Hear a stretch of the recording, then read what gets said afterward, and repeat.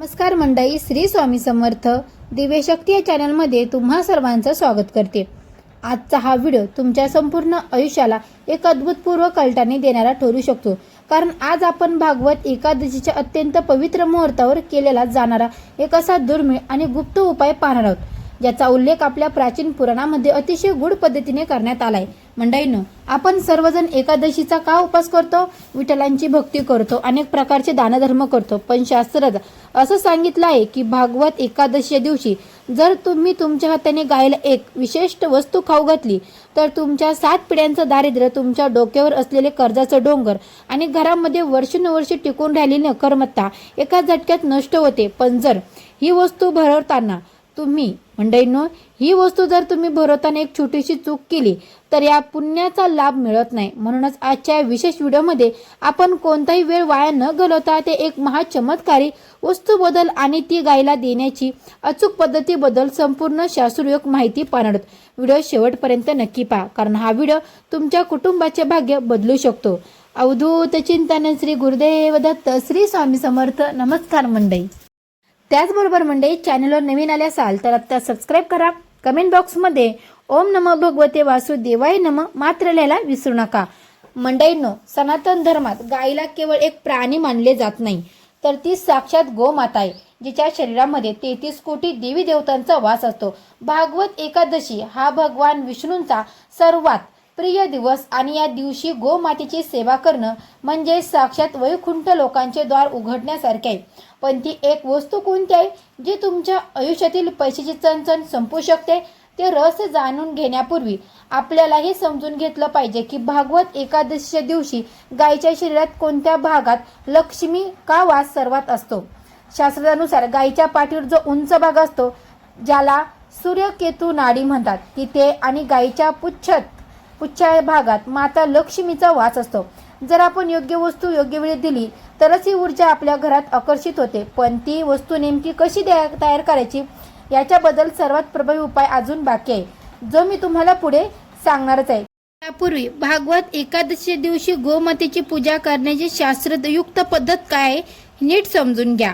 या पवित्र दिवशी सकाळी अगोदर नित्यकर्म म्हणजेच की स्नान वगैरे, स्वच्छ अंघोळ वगैरे करून घ्या. पिवळे किंवा पांढरे कपडे वस्त्र परिधान करा. त्यानंतर घराजवळ असलेल्या गायीपाशी जावं. जर स्वतःच्या घरात गाय असेल तर अतिशय उत्तम, नसेल तर गोशाळेत किंवा आजूबाजूला असलेल्या गायीची सेवा करावी. गायीजवळ जाताना एक तांब्यामध्ये शुद्ध पाणी, त्यात थोडे हळद, कुंकू आणि अक्षदा घेऊन जावेत. सर्वप्रथम गोमातेच्या चरणावर थोडेसे जल अर्पण करून तिला भावपूर्ण नमस्कार करावा. तिच्या कपाळावर हळद कुंकुवाचा टिळा लावा. मंडळीनं, जेव्हा तुम्ही गायीच्या कपाळाला स्पर्श करता तेव्हा तुमच्या हातावरील दुर्दैवाचा रेषा सौभाग्यात बदलू लागतात, असा भक्तांचा विश्वास आहे. पूजा केल्यानंतर गायीला 11 वेळा ओम नमो महालक्ष्मी देवाय नमः, ओम नमो महालक्ष्मी देवाय नमः या विष्णू आणि गोमातेच्या सूतक मंत्राचा जप करत प्रदक्षिणा घालावी.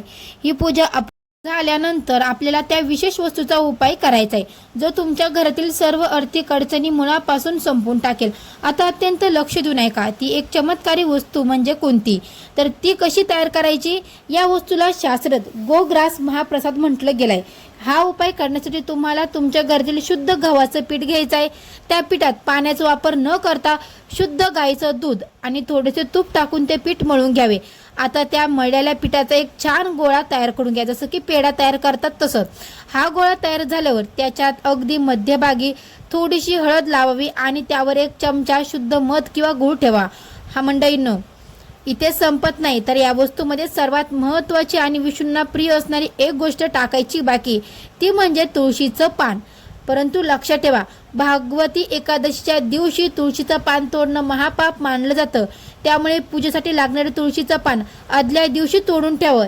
ही एक तुळशीचं पान त्या गुळावर म्हणजे त्या गोळ्यावर, पिठाच्या गोळ्यावर किंवा त्या मधावर ठेवावे. हा पिठाचा गोळा म्हणजे ती चमत्कारी वस्तू आहे जी भागवत एकादशीला गोमातेला अर्पण करायची. हा महाप्रसाद गायीला भरण्याची देखील एक अत्यंत गुप्त आणि अचूक पद्धत आहे. जेव्हा तुम्ही हा गोळा घेऊन गायीसमोर जाल तेव्हा तो गोळा तुमच्या उजव्या हाताच्या तळावर ठेवा.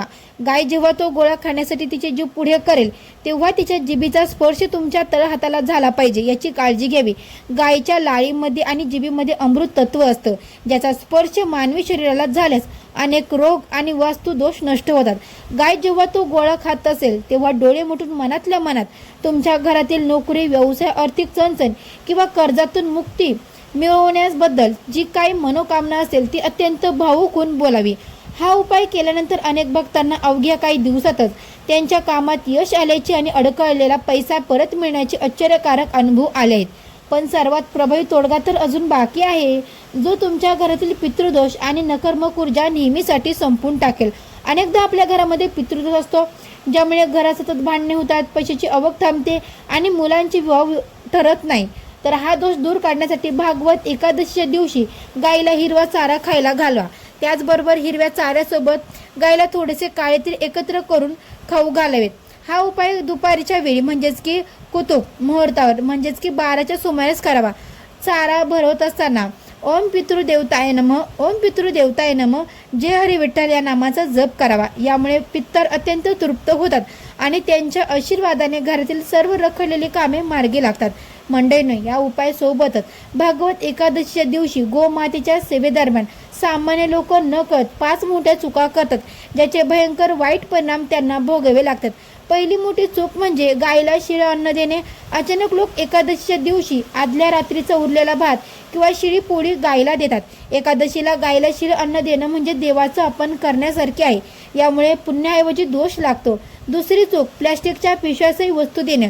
घाई गडबडीत भाजी पोळी किंवा प्लास्टिकची जे काही वस्तू असतात पिशवीत भरून देतात, गुंडळून गायी समोर टाकतात. गाय ती पिशवी तसेच खाते, ज्यामुळे गोमातेला मानसिक किंवा शारीरिक त्रास होतो आणि ह्या जीव हत्याचा दोष तुमच्या शिरावर येतो. तिसरी चूक गायीला मारणे किंवा हकलणे. जर एखादी गाय तुमच्या दारात आली तर तिला रिकाम्या हाती पाठवू नका किंवा तिला काठीने मारून हकलून लावू नका.